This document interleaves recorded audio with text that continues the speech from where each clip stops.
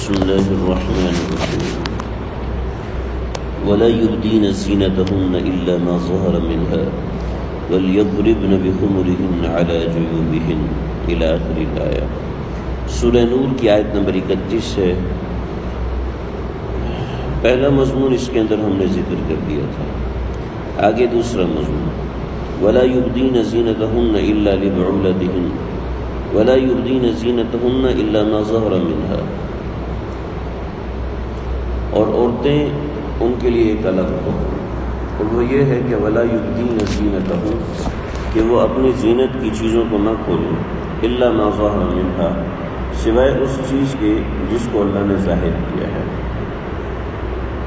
وَلْيَضْرِبْنَ بِخُمُرِهِنَّ عَلَى جُيُوبِهِنَّ، اور اگلا مسئلہ یہ ہے کہ ان کو چاہیے کہ وہ اپنے خمر کہتے ہیں اوڑھنی کو، جیوب کہتے ہیں یہ گردن کے نیچے کا جو حصہ ہے، گردن کے نیچے کا حصہ اس کو گریبان کہتے ہیں، یعنی گردن جہاں پر ختم ہوتی ہے اس جگہ کو گریبان کہتے ہیں۔ تو وَلْيَضْرِبْنَ بِخُمُرِهِنَّ عَلَى جُيُوبِهِنَّ، یضرب کا بہت سے مطلب ہوتے ہیں، ضربہ کے بہت سے معنی ہیں، ضربہ کے ایک معنی یہ ہے کہ کوئی بات بیان کرنا، ضربہ کا ایک معنی زور سے مارنا، لیکن ضربہ کو یہاں پر اوڑھنی مارنے کے لیے استعمال کیا، مطلب یہ ہے کہ اس جگہ کو اوڑھنی کے ذریعے سے پکا چھپا کے رکھیں، مطلب یہ ہے کہ یہ جگہ چونکہ قمیض کی ہے اور انسان کا عام طور پہ گریبان تھوڑا سا کھلا ہوتا ہے تاکہ ہوا آئے اور انسان کو گھٹن محسوس نہ ہو، تو اس جگہ کو خاص طور پر خواتین کو چھپانے کا حکم دیا گیا، خاص طور پر یہ بتایا گیا۔ تو یہ دو باتیں ہوں گی، تیسری بات آگے طویل ہے، اس کو ذرا سمجھ لیں۔ وَلَا يُبْدِينَ زِينَتَهُنَّ إِلَّا مَا ظَهَرَ مِنْهَا، الا ما ظہر منها، ہو سکتا ہے آپ حضرات کے سامنے نہ ہو، لیکن آج ایک بڑا طبقہ ہے ہمارے اندر جو کہ اس نوعیت کی آیات سے وہ مسئلے نکال رہا ہے جو کہ 1400 برس میں ایسی بات نہ صحابہ نے کی، نہ تابعین نے کی، نہ تبع تابعین نے کی، بلکہ تمام صحابیات اپنے چہرے کو عام طور پہ جو ثابت ہے، جو عام حالات میں سیدنا عمر بن خطاب رضی اللہ عنہ کے زمانے میں جب دین جو ایک عبوری حیثیت سے پھیل گیا تھا تو اس وقت کوئی خاتون بے پردہ ہو کے باہر نہیں نکلتی تھی۔ سیدنا عائشہ صدیقہ رضی اللہ عنہ فرماتی ہیں کہ جب ہم طواف کرتے تھے تو اگر کوئی مرد سامنے آتا تو ہم نے تختی پکڑی ہوتی تھی، لکڑی کی تختی پکڑی ہوتی تھی اور اس کو اپنے چہرے کے سامنے کر لیتی تھی۔ پھر اسی طریقے سے حضرت سودا بنت زمعہ رضی اللہ عنہا ایک مرتبہ گھر سے نکلی ہیں تو اپنے اوپر بڑی چادر ڈالی، بڑی چادر جسے آج آپ ٹوپی والا برقع کہہ سکتے ہیں، اپنے اوپر اتنی بڑی چادر ڈالی کہ جس سے پورا جسم ڈھک گیا۔ حضرت عمر رضی اللہ عنہ نے فرمایا کہ اے سودا ہم نے آپ کو پہچان لی، ان کا لمبا قد تھا، اونچا قد تھا۔ حضرت عمر یہ باور کرانا چاہتے تھے کہ آپ اس پردے کے ساتھ بھی گھر سے باہر نہ نکلیں، کیونکہ آپ کو چاہیے کہ پردے کے ساتھ ہی گھر میں رہیں۔ حضرت حفصہ رضی اللہ عنہا جو کہ حضرت عمر کی بیٹی تھی تو وہ کہنے لگی کہ آپ ہمیں گھر سے باہر نکلنے کو کیوں منع کرتے ہیں، جبکہ نبی اکرم صلی اللہ علیہ وسلم کے زمانے میں ہم لوگ گھر سے باہر نکلا کرتی تھی۔ تو حضرت عمر نے فرمایا کہ جب اللہ کے نبی نے آپ کو منع نہیں کیا تو عمر کون ہوتا ہے آپ کو منع کرنے والا۔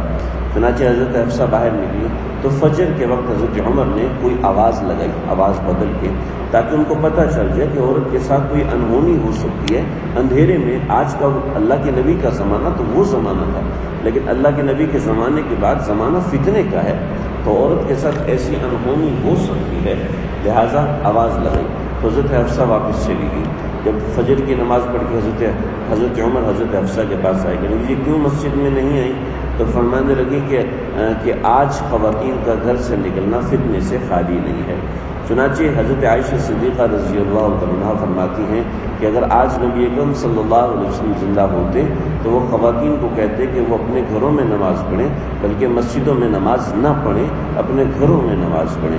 اور اپنے حیات کے زمانے میں آقا صلی اللہ علیہ وسلم نے فرمایا تھا کہ صلاۃ النساء فی قعر بیتہن افضل من مسجد ھذا، کہ عورت کی نماز گھر کے اندھیرے کمرے کے اندر یہ میری مسجد میں یعنی مسجد نبوی صلی اللہ تعالی علیہ وسلم کے اندر نماز پڑھنے سے بہتر ہے، یعنی مسجد نبوی میں بہتر. تو اس زمانے میں اندھیرے کمرے میں رہنے کا یعنی گھر کے اندر رہنے کا آپ علیہ السلام حکم دے رہے ہیں، جب خیر القرون کا زمانہ ہے، جب کوئی بدنظری کرنے کا سوچ بھی نہیں سکتا، جب شریعت نافذ ہے اور اللہ کا ایک ایک حکم نازل ہو رہا ہے اور روحانیت کا یہ عالم ہے.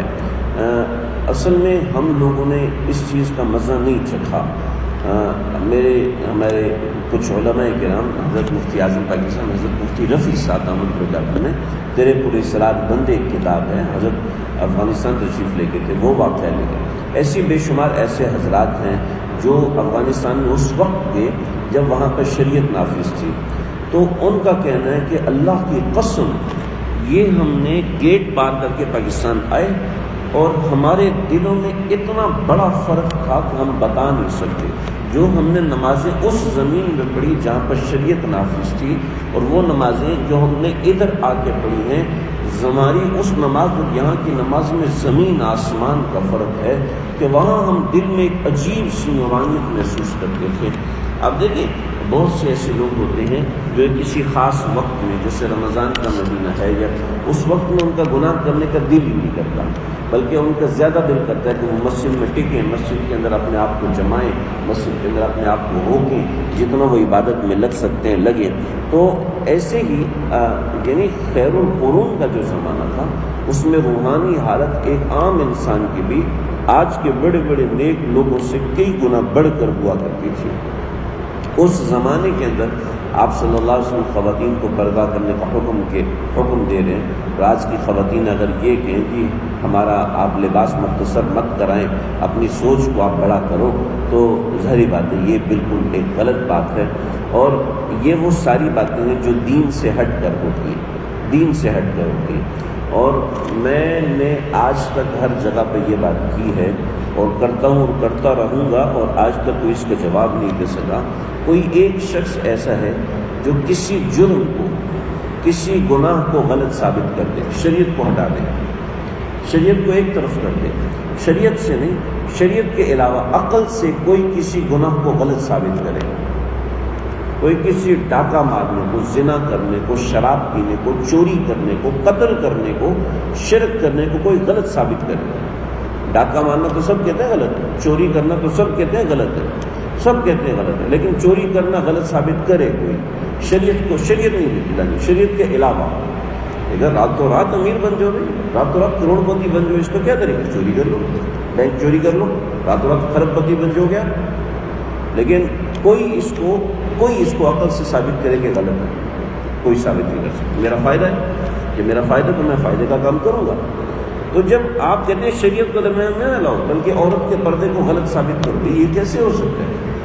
کوئی ایسا نہیں، کوئی ایسی عقلی دلیل نہیں ہے جس سے آپ کسی جرم کو غلط ثابت کرو. تو عقل سے اس پردے کو کیسے غلط ثابت کیا جا سکتا ہے؟ درمیان میں جب شریعت آئے گی تو بتائے گی زنا حرام ہے، شریعت آئے گی بتائے گی ڈاکہ حرام ہے. وہی شریعت بتا رہی کہ عورت کا بے پرد ہو کے باہر نکلنا حرام ہے، وہی شریعت تو بتا رہی ہے، وہی شریعت بتا رہی ہے. تو بات واضح ہے. وَلْيَضْرِبْنَ بِخُمُرِهِنَّ عَلَى جُيُوبِهِنَّ، اور اتنا واضح کیا کہ اب تمہارے یہ گوشت کا یہ والا حصہ، یہ گردن کے نیچے والا حصہ جسے گریبان کہتے ہیں، یہ نظر نہیں آنا چاہیے. جائے گا کہ چھاتی تک نظر آ رہی ہو اور نیچے کا لباس بھی نظر آ رہا ہو، انڈر گارمنٹس نظر آ رہے ہو. یہ کیسے کوئی شریف انسان اس کی اجازت دے سکتا ہے؟ لیکن بہرحال شریعت نے اتنا واضح کیا. آگے چوتھا حکم شروع ہو رہا ہے. چوتھا حکم کن سے پردہ نہیں ہے، اس کا ذکر انشاءاللہ کریں گے. اللہ سے